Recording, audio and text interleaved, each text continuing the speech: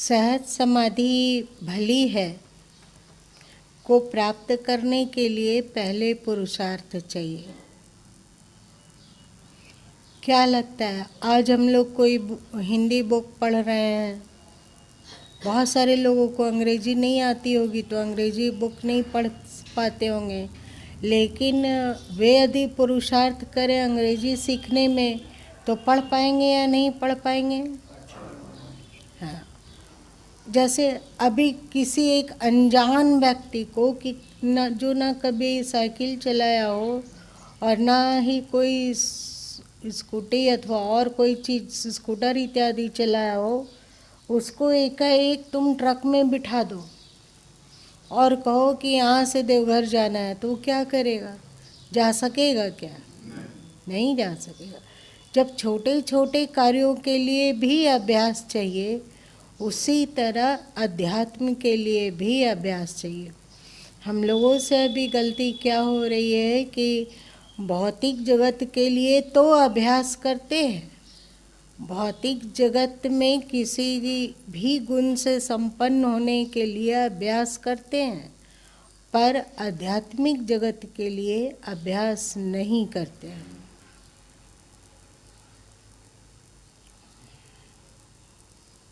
देखो, यदि ठीक से देखा जाए तो हम लोगों के जीवन में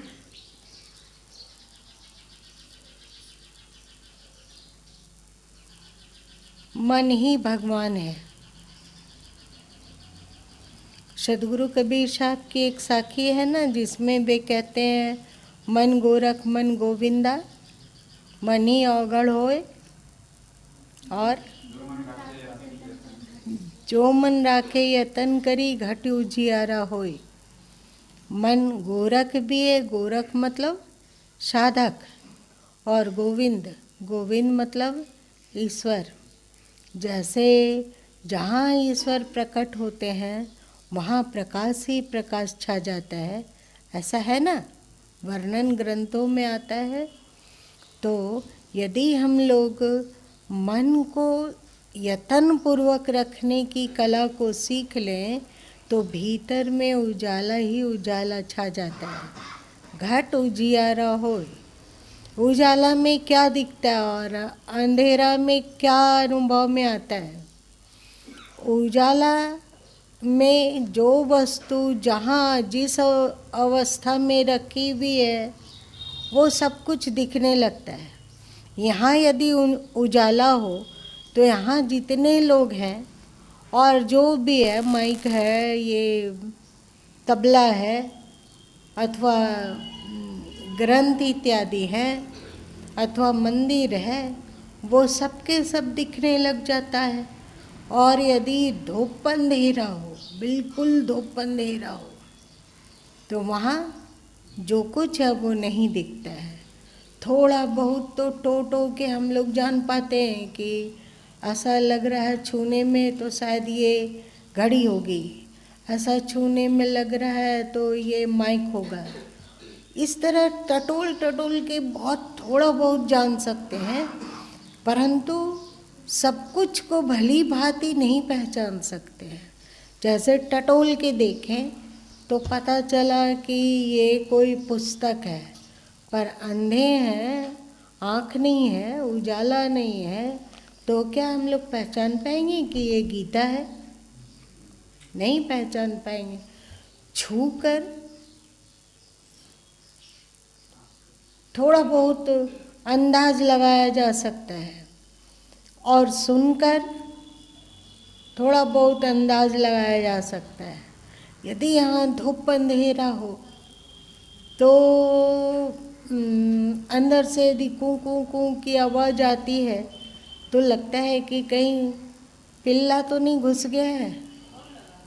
कू कू कू, अगर म्यू म्यू आवाज़ आती है तो अंदाज लगा सकते हैं कि बिल्ली है, पर छोटी है कि बड़ी है वो भी पता लग जाएगा। पर काली है कि सफ़ेद है कि चितकबरी है, ये पता लगेगा? नहीं पता लगेगा। वैसे ही अभी हम लोग अपने भीतर टोट टमड़ कर पता लगा पाते हैं कि क्या क्या है।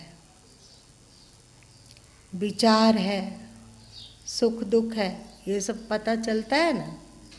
सुख भी है, दुख भी है, अपमान अच्छा नहीं लगता है, प्रतिष्ठा अच्छी लगती है, ये सब कुछ को तो सामान्य जीवन जीने के लिए जो जो चाहिए वो सब हमारे पास है। एक तरह से सोचो कि पशुवत जीवन जीने के लिए हम लोगों को जो जो चाहिए वो सब कुछ है। पर जब तक घट उजियारा नहीं होगा तब तक हमारे भीतर वो क्वालिटी नहीं आएगी जो क्वालिटी एक इंसान में होनी चाहिए अथवा एक साधक में होनी चाहिए। मन ईश्वर है। यदि सद्गुरु कबीर साहब के इस पद के अनुसार व्याख्या करें तो मन ही साधक है और मन ही साध्य है। ध्यान किसके द्वारा होता है? मन के द्वारा होता है। सुख किसके द्वारा मिलता है? मन के ही द्वारा मिलता है। दुख किसके द्वारा मिलता है? मन के द्वारा मिलता है। तो अब हम लोग प्रयत्नपूर्वक मन रूपी भगवान को सही बनाने में जुट गए। मन गोरख है, गोविंद भी है ना। आप अब ध्यान करने लग गए, अपने कर्मों में सावधान रहने लग गए कि कर्म कोई शास्त्र विरुद्ध ना हो जाए, ऐसा आचरण, ऐसा कर्म कोई ना हो जिससे हमारे सद्गुरु और ईश्वर नाखुश होते हो, उनसे हमारी दूरी पड़ती हो।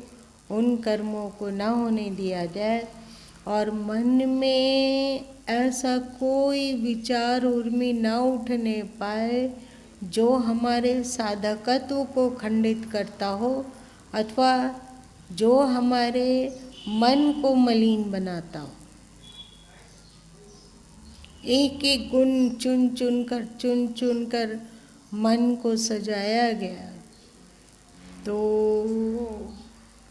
यही मन जब साधना के द्वारा साध लिया जाता है तो ईश्वर के रूप में अनुभूत होने लगता है। मतलब अब यदि अगला कोई तुम्हें गाली दिया और तुमने अपने मन को इस तरह साध लिया है कि उस गाली में आपको क्षोभ नहीं होता है, दुख नहीं होता है, जो गाली बका उसके प्रति नाराज़गी नहीं होती है, ज्यों की त्यों शांति अक्षुण्ण रहती है। अब बताओ शांति की क्वालिटी किस में है? किसे कहा जाता है तू शांति का सागर है, तू प्रेम का सागर है, तू पवित्रता का सागर है, तू आनंद स्वरूप है, कहा जाता है। तुम लोगों के ग्रंथों में शांति शब्द का बहुत महत्व है। उपनिषदों में अक्सर एक प्रार्थना के साथ में ओम शांति ही शांति ही शांति ही कहा जाता है। मतलब हमारा शरीर शांत हो, हमारी वाणी शांत हो और हमारा मन शांत हो, अथवा हमारा स्थूल शरीर शांत हो, हमारा सूक्ष्म शरीर शांत हो और हमारा कारण शरीर शांत हो। शांति प्रकट हो रही है। आपने साधना की, आपने अपने मन को प्रक्षालित किया, मन को गढ़ा, तो शांति प्रकट हो रही है। कहाँ है शांति? कहाँ प्रकट हो रही है? किसको अनुभव हो रहा है कि शांति है? अथवा तुम लोग कहते हो कि ईश्वर आनंद ही आनंद है और जब मन को आप प्रक्षालित कर लेते हैं और योग साधना के द्वारा उसे सुगढ़ बना लेते हैं, तो आपके भीतर बेमतलब ही शांति और आनंद की अनुभूति होती है। ये आनंद कहाँ से झर रहा है? तुम्हारे ही मन से। अभी हम लोगों को मन से परिचय है, भागता है, मन चंचल है। क्यों? क्योंकि हमने मन को नहीं साधा। क्या लगता है, जिस घोड़े को ट्रेनिंग ना दी गई हो, कभी उस पर कोई सवार ना हुआ हो और उसे प्रशिक्षित ना किया गया हो, तो एकाएक तुम घोड़े पर सवार हो जाओगे और तुम्हारे इशारे को वो समझेंगे कि मालिक इधर घुमाना चाह रहा है कि उधर घुमाना चाह रहा है। ऐसा हो सकता है क्या? वो तो गिराएगा, वो तो चोटिल करेगा। ऐसे ही मन भी एक घोड़ा है, यत्र तत्र भागता रहता है। पर जब इसको ट्रेनिंग दी जाती है, सुशिक्षित किया जाता है, तो मन को जहाँ लगाना चाहते हैं, मन वहाँ लगने लगता है। और जब मन हमारे कंट्रोल में आ जाता है कि जहाँ लगाना चाहें वहीं लग जाए, तो फिर वो ईश्वर के सदृश ही चमचम चमकने लगता है। यही ना? मन की पहुँच कहाँ तक है? मन रूपी ईश्वर की पहुँच कहाँ तक है? भ्रिकुटी तक। भ्रिकुटी तक है। और हम लोग आज्ञा चक्र पर ध्यान लगाने की योग्यता कैसे पाई जाए, इसके लिए उपाय ढूंढ रहे हैं, है ना? कि हमारी वृत्ति भ्रिकुटी पर टिक जाए। तो इसके पहले उपाय के रूप में बतलाया गया कि बंद आँखों से जो भी दिख रहा हो उसको देखो।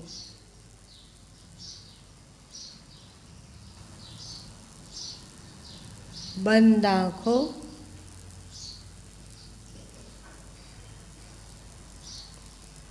प्रयत्न करो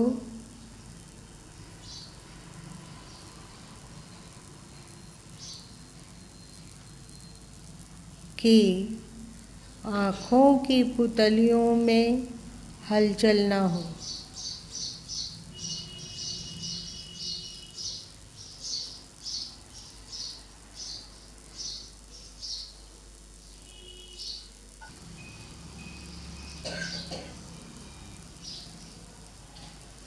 और तुम लोग देखोगे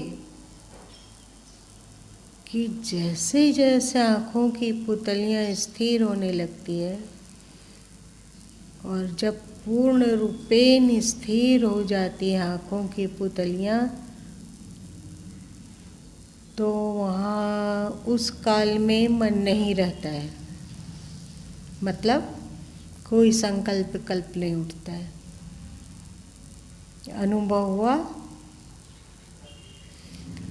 जब तक संकल्प विकल्प है तब तक मन आँखों की पुतलियाँ भी नाचती रहती है। चाहे मन को संकल्प विकल्प शून्य कर लो, चाहे आँखों की पुतलियों को स्थिर कर लो, दोनों ही अवस्था में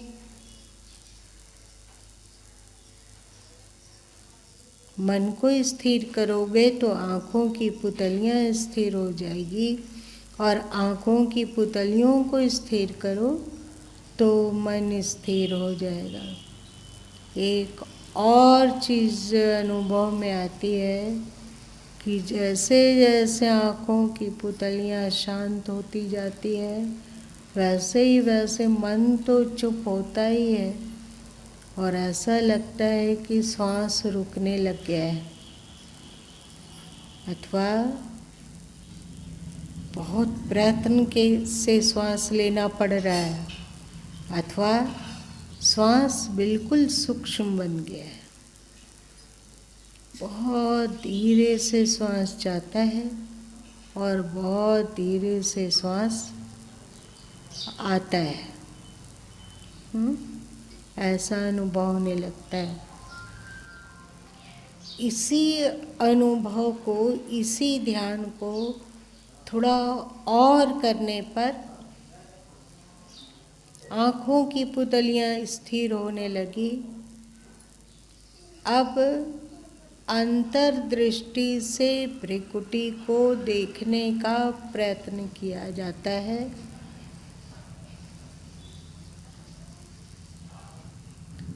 आज्ञा चक्र का देवता मतलब आज्ञा चक्र को अपने कंट्रोल में हमारा मन रखा हुआ है। ये बहुत बड़ा मोर्चा है। आज्ञा चक्र के किले को हासिल करना आसान नहीं है। असली में यहाँ पर बहुत सावधानी और लंबे अभ्यास की आवश्यकता पड़ती है।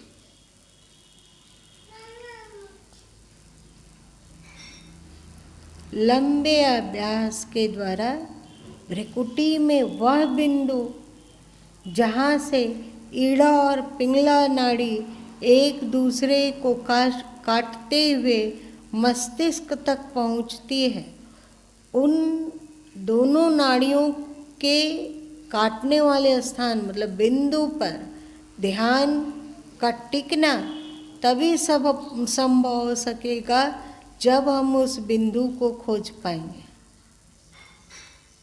सही?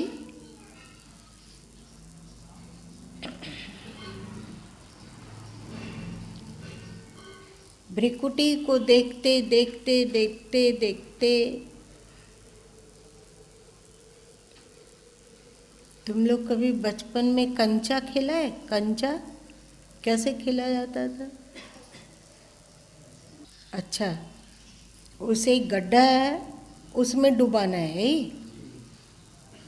तो क्या लगता है, पहली बार हाथ में कंचा लेंगे और मारेंगे तो एकदम पॉइंट में जाके डूब जाएगा? उसके लिए अभ्यास साधते साधते साधते तब उस गड्ढे में कंचा जाने लगता है।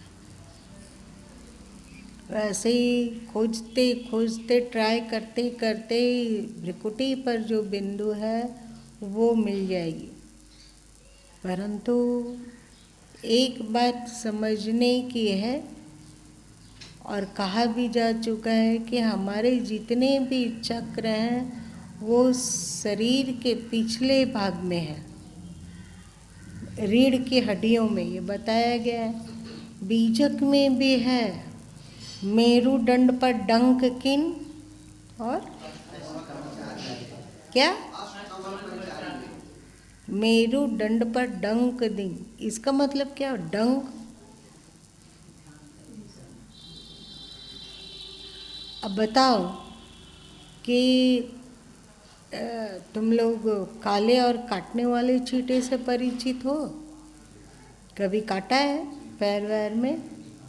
और काटता है तो इतना वो जिद्दी होता है कि उसको पूछने पर मतलब निकालने की कोशिश करने पर देह टूट जाता है उसका, पर निकलना नहीं चाहता है।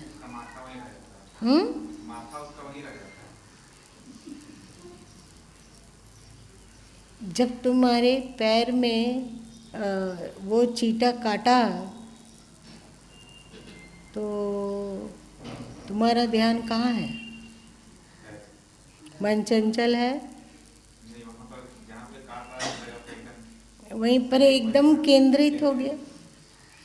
डंक, डंक मतलब क्या? वैसे ही जब रीढ़ की हड्डियों में हमारा डंक के समान, जहाँ डंक होता है वहाँ पर चारों तरफ से वृत्तियाँ आकर सिमट जाती है और बहुत देर तक वृत्ति उसमें रह जाती है। चींटे को किसी तरह हटाओ भी, वो चींटा मरे ये बात अलग है, लेकिन जब तक वो टिक टिक टिप टिप कर रहा है तो कहाँ रहेगा मन? तुम गुपचुप खाने जाओगे बाजार में, मन तेरा जाएगा अथवा संसार की याद करेगा अथवा किसी वासना की याद करेगी, कुछ नहीं होगा। तो ऐसे ही कहते हैं सदगुरु कबीर साहब कि जब मेरुदंड पर उस तरह का ध्यान सिमट जाता है, जैसे किसी बिच्छी वगैरह के काटने से अथवा किसी चीटे वेटे के काटने से जैसे वहाँ पर वृत्ति टिक जाती है, वैसे ही मेरुदंड पर भी जब वृत्ति टिक जाती है, मेरुदंड पर और प्रचारी मतलब क्या होता है? फैल गया। प्रचार मतलब होता है दूर दूर तक फैल जाना। लोग प्रचार करते हैं क्या? गाड़ी में घूमकर प्रचार करते हैं ना, जब चुनाव वगैरह आता है तो। मान लो कि एक नया मॉल खुला है रेलवे स्टेशन पर, तो हम लोगों को क्या पता, मॉल है वहाँ, है ना, और हम लोग हैं यहाँ, उधर जाने आने का काम नहीं होता है, तो कैसे जाएंगे? तो वो मॉल कैसे प्रचारित होता है, कैसे फैलता है? प्रचार के द्वारा। तो उस मॉल को जानने वाले यहाँ भी होंगे और जहाँ तक वो प्रचार किया वहाँ तक वो मॉल की जानकारी फैल जाएगी। तो वैसे ही तुम्हारे शरीर के भीतर अथवा तुम्हारे रीढ़ की हड्डियों में जो अष्टकमल है वे धीरे से प्रस्फुटित हो जाएंगे और फिर उस कमल में जिन जिन शक्तियों को छुपा कर रखा गया है वो सब भी प्रकट हो जाएंगे। ध्यान ही वह चाबी है जिससे चक्रों का ताला खुलता है। तो भ्रिकुटी वैसे है तो ललाट में ध्यान करने का स्थान, परंतु भ्रिकुटी का आज्ञा चक्र हमारे इस भ्रिकुटी के ठीक पीछे है, है ना। उसका क्षेत्रम मतलब आज्ञा चक्र का क्षेत्रम ठीक उसके सामने भ्रिकुटी पर भी आया है। तो क्योंकि अभी सिर के पीछे ध्यान कर पाना बहुत कठिन लगता है, तो ऐसा भी ध्यान किया जा सकता है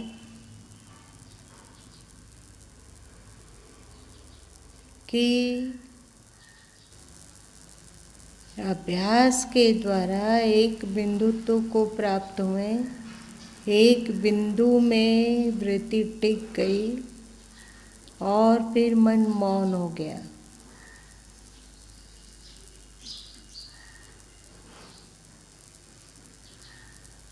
कभी तुम लोग ऐसा दृश्य देखा है कि कोई ज्योति ऐसे से नाचते हुए यहाँ आई, फिर वही ज्योति पीछे वहाँ गई, फिर नाचते हुए यहाँ आई, फिर कहाँ देखे हैं? कंप्यूटर में कैसे होता है? क्या होता है वो? होता है कुछ स्क्रीन सेवर जो होता है जलता है उसी में होता है। अच्छा, वही तो याद आ रही है कि कहीं तो देखे हैं।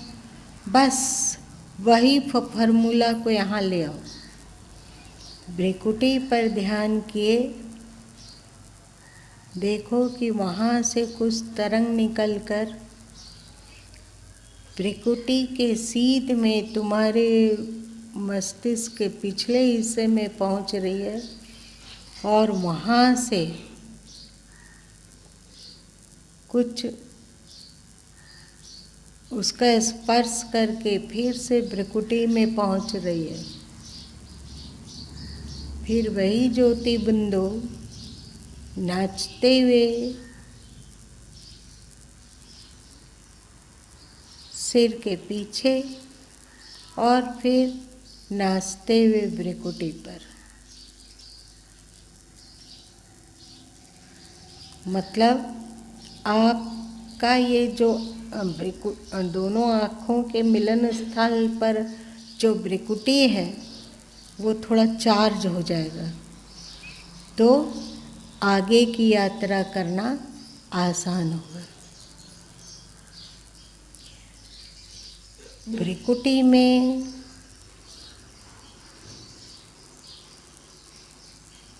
कौन सा रंग बताया गया था?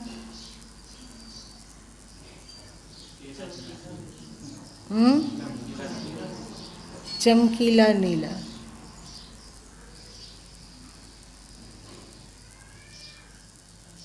वो चमकीला नीला तरंग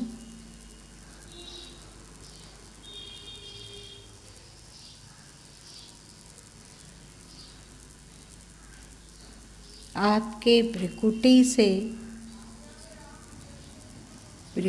के ठीक पीछे के सिर वाले पॉइंट पर तक जुड़ी हुई है।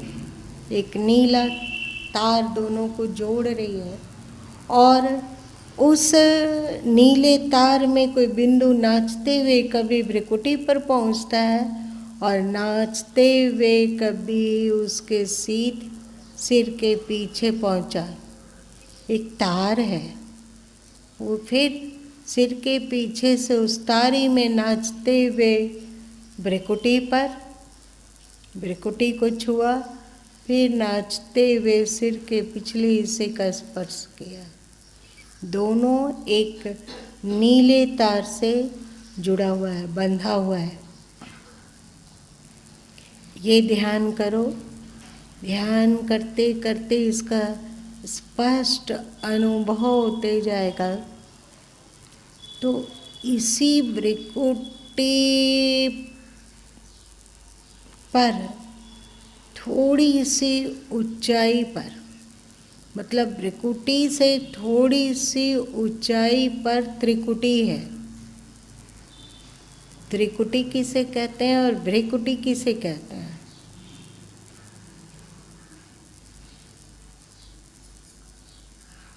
भ्रिकुटी जहाँ दोनों भवें मिलती है वो स्थान भ्रिकुटी हो गया। और त्रिकुटी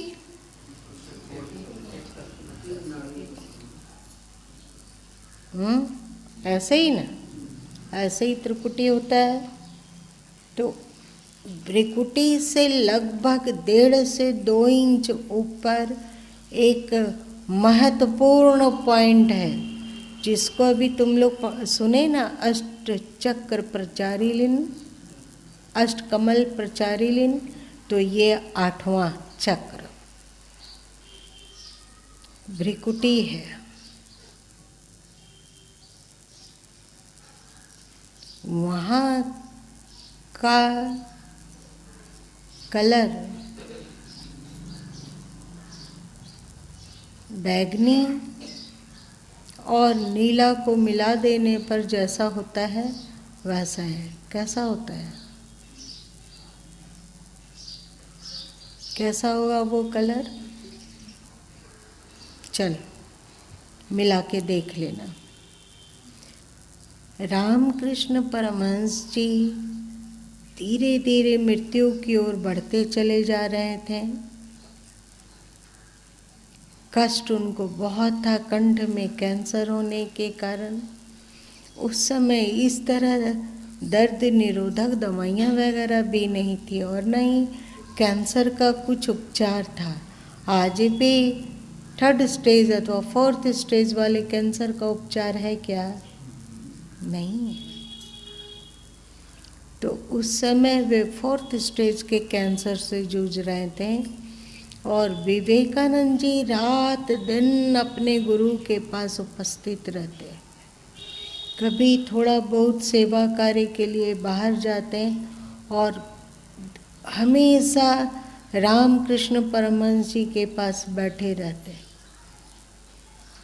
एक बार विवेकानंद जी थोड़े अश्रु भरे हुए आँखों से बोले कि गुरुवर, जब आप स्वस्थ थे तब मैंने आपके महत्व को नहीं समझा, और आपने जो अध्यात्म की शिक्षा दी उस पर गौर नहीं किया, और अब आप जा रहे हैं। तो मैं बहुत अधीर हो रहा हूँ। अब मैं कैसे जानूँगा कि अध्यात्म की यात्रा कैसे की जाती है। हमें कोई छोटा सा पॉइंट बता दीजिए, कोई छोटा सा सूत्र बता दीजिए, जिस सूत्र को पकड़कर मैं अध्यात्म की यात्रा कर सकूं। जब इस तरह वे कलप कर बोले तो रामकृष्ण परमहंस जी अपनी आंखें खोल दिए। जानते हो, उन्हें कंठ में बहुत अधिक पीड़ा थी। वे बोल नहीं पाते थे, बोलने में और कुछ निगलने में ऐसा लगता था कि कोई उनके देह को ही निचोड़ रहा हो, भारी पीड़ा। इसलिए महालिक्विड 1-2 चम्मच दूध भी अगर जाता अंदर तो वे तड़पने लगते थे, इतने कष्ट में थे। और विवेकानंद जी इतने भाव विभोर होकर प्रश्न पूछ रहे हैं तो रामकृष्ण परमहंस जी को दया गई। वे अपने कमजोर हाथ को किसी तरह उठाएं और उनके भ्रिकुटी पर अपने नाखून को कस के गड़ाएं। विवेकानंद जी के भ्रिकुटी पर अपनी उंगली उठाकर पहुंचाएं और वहाँ पर नाखून से कस कर गड़ाएं और बोले, वहीं पर एक ब्लैक बिंदु का ध्यान करो, और फिर चुप हो गया। रामकृष्ण परमहंस जी के जीवन चरित्र में जब गुरु माँ पढ़े थे, आज से 25-30 साल पहले,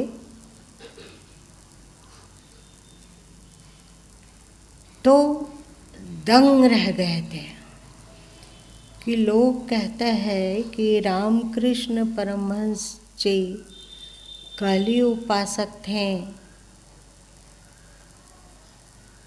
कोई सोच भी नहीं पाता है कि रामकृष्ण परमहंस जी में और कुछ आध्यात्मिक ऊंचाइयाँ होगी। कभी कहते हैं लोग, उसमें भी जीवन चरित्र में भी लिखा हुआ है कि कभी वे राधा की उपासना करने लग गए तो धीरे धीरे राधा की उपासना करते करते करते उनको लगने लगा कि वे ही राधा बन गए हैं और स्त्रायन गुण प्रकट होने लगे। स्त्रायन गुण प्रकट होने लगे। कितना अधिक ध्यान किए होंगे वे, समझो। राधा का ध्यान कितना अधिक किए होंगे। और तो और उन्हें पीरियड भी आने लगा। रामकृष्ण परमहंस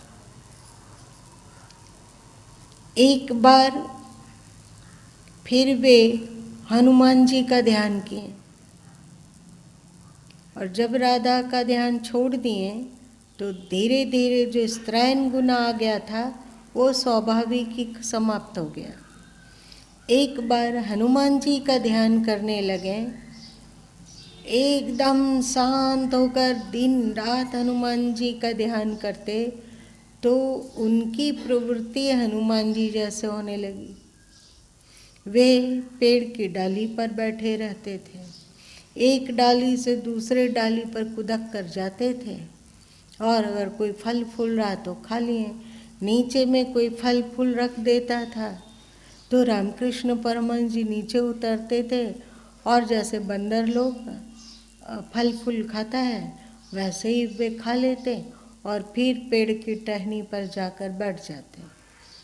ये सब कहा गया को एक बार वे इस्लाम के अनुरूप साधन करने लगे। तुम लोग जानते हो ना, इस्लाम के अनुरूप साधन करने लगे तो जब वे ध्यान में बैठते अथवा नमाज पढ़ते रहते तो वे घुटने के बल पे बैठते थे और दोनों हाथों को उठाकर ऐसे नमाज पढ़ते थे। और उस समय उनको लुंगी बहुत प्रिय हो गई थी, लुंगी पहनना पसंद करने लगे थे।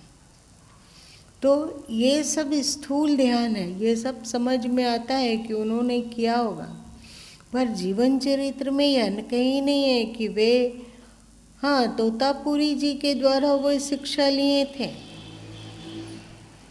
तंत्र की भी शिक्षा लिए थे, वेदांत की भी शिक्षा लिए थे, पर वे चक्रों पर भी ध्यान करते हैं ये तो नहीं पता था, कहीं नहीं पढ़ा गया।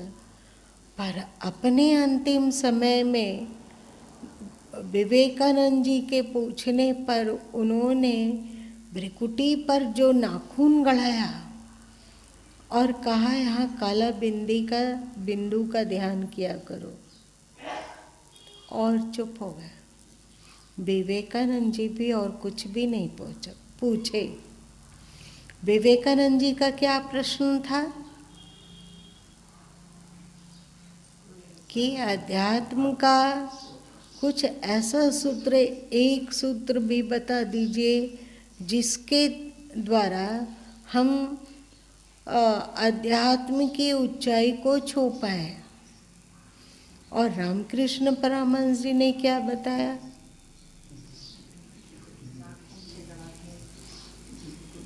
भ्रिकुटी पर ध्यान।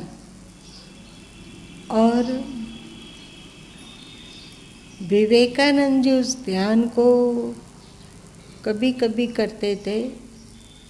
रामकृष्ण परमहंस जी ने कह दिया था कि तेरे आध्यात्मिक उन्नति की चाबी मैं अपने पास रखूँगा, वो चाबी मैं तुम्हें नहीं दूंगा। विवेकानंद जी पूछे थे क्यों? तो रामकृष्ण परमहंस जी ने कहा था कि तुझे यदि अध्यात्म की चाबी दे दिया और तुम प्रगाढ़ ध्यानस्थ होने लगे तो ध्यान में ही तुम अपने शरीर को छोड़ दोगे, बहुत दिन तक शरीर में रहना पसंद नहीं करोगे और तुमसे अभी बहुत काम लेना बाकी है। तो जब विवेकानंद जी सब तरफ प्रचार प्रसार करते हुए लगभग 48 साल की अवस्था में अब दक्षिणेश्वर के स्थान पर वेलूर मठ हो गया था ना, जमीन हो गई थी, भवन निर्माण नहीं हुआ था, तो वहीं पर रखकर ध्यान करने लगे। अब उन्हें याद आई भ्रिकुटी का ध्यान। वे रामकृष्ण परमहंस जी से प्रार्थना किए कि गुरुदेव अब तो चाबी दे दीजिए। वेलूर मठ की जमीन खरीदी जा चुकी, सभी शिष्यों को वे संगठित कर पाए, सभी शिष्यों में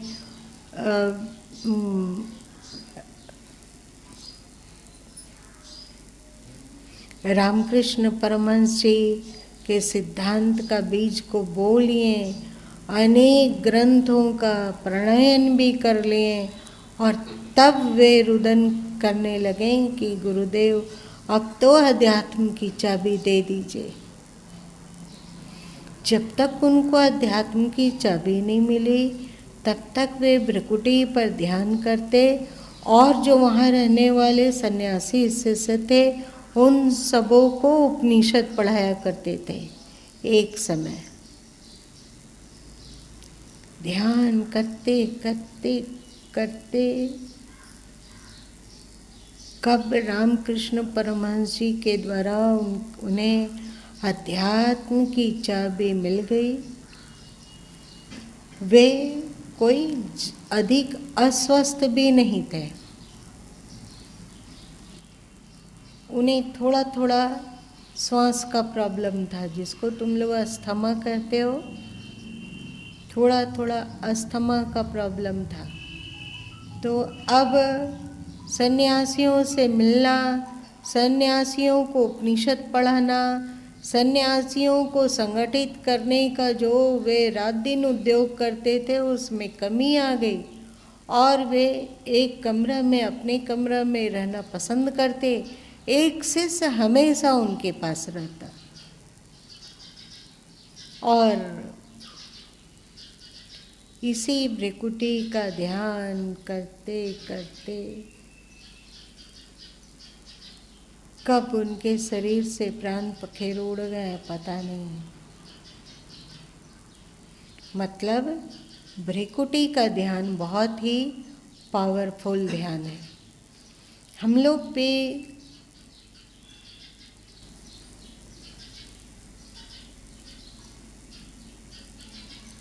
प्रयत्न करके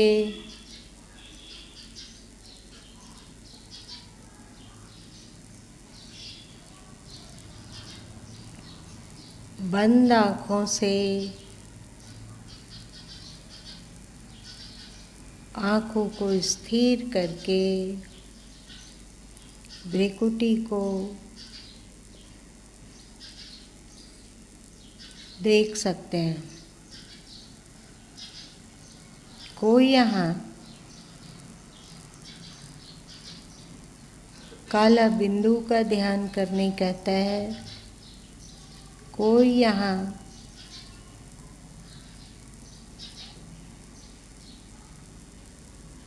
चमकीले स्टार का ध्यान करने कहते हैं और कोई यहाँ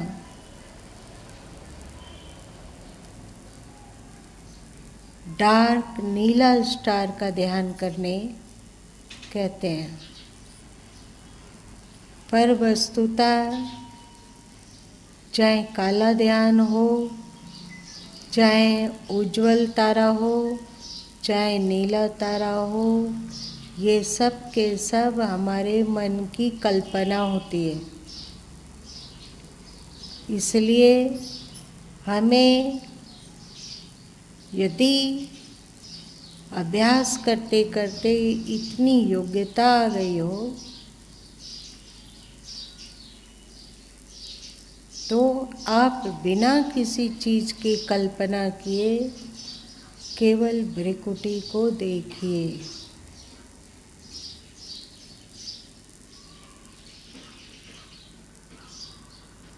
भृकुटी का एक और पावरफुल ध्यान है,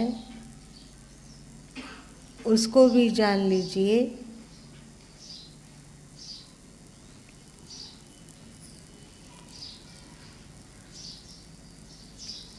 भृकुटी से 6 अंगुल बाहर, मतलब ऐसे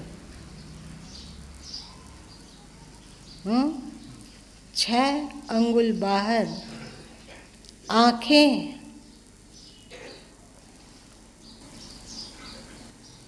और भृकुटी से आने वाला एक लाइन जहाँ मिलती हो,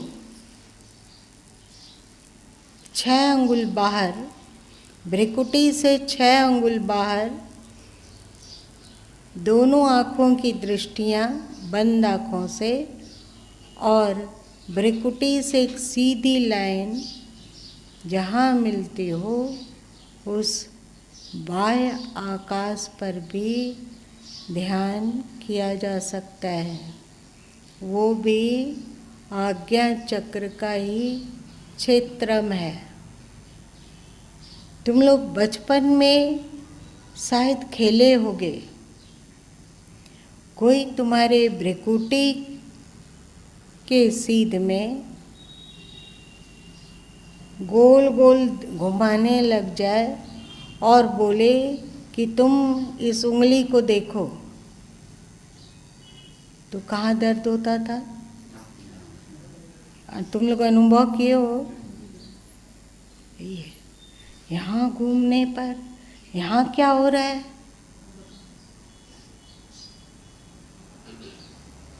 हम लोगों ने बचपन में बहुत कुछ अनुभव किया पर सोचा नहीं। 6 अंगुल की दूरी पर भी कुछ घुमाओ तो भ्रिकुटी के सीध में घुमाओ तो भ्रिकुटी पर हल्का हल्का दर्द का अनुभव होता है। मतलब वहाँ कुछ सक्रिय हो रहा है, बहुत दिन से बंद है इसलिए सक्रिय हो रहा है, तो दर्द की अनुभूति हो रही है।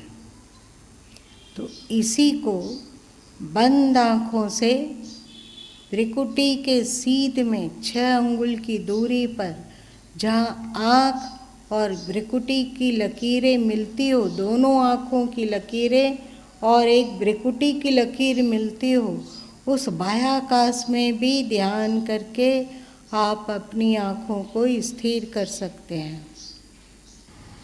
अभी ध्यान में वो कभी इधर दाहिनी ओर खिसक जाती है बिंदु, कभी बाईं ओर होता है।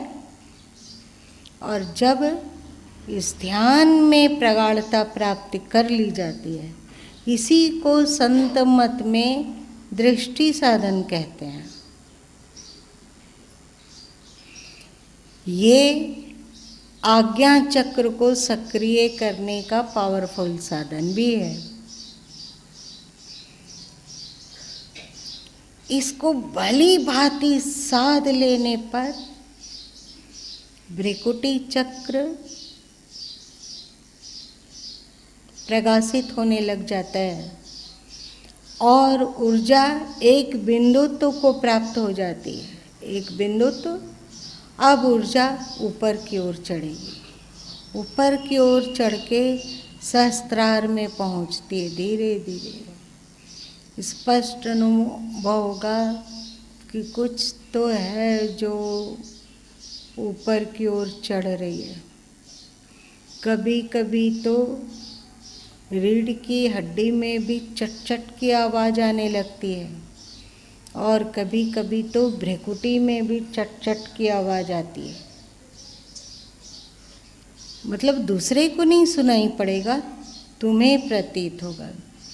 एक बिंदुत्व को प्राप्त करते हुए ऊर्ध्वमुखी होते हुए वो सहस्त्रार में पहुंचती है। सहस्त्रार में पहुंचने के बाद क्या होता है, इसको हम लोग कल ठीक है, कल सुनेंगे।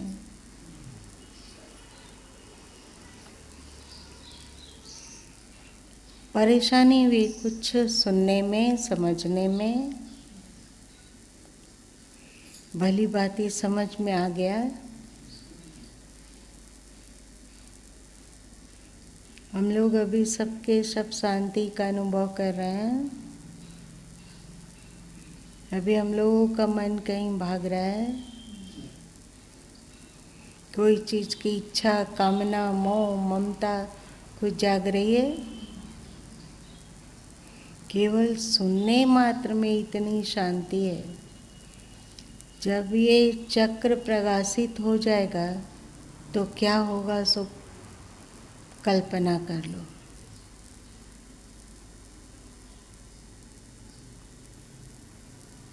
आज इतना ही।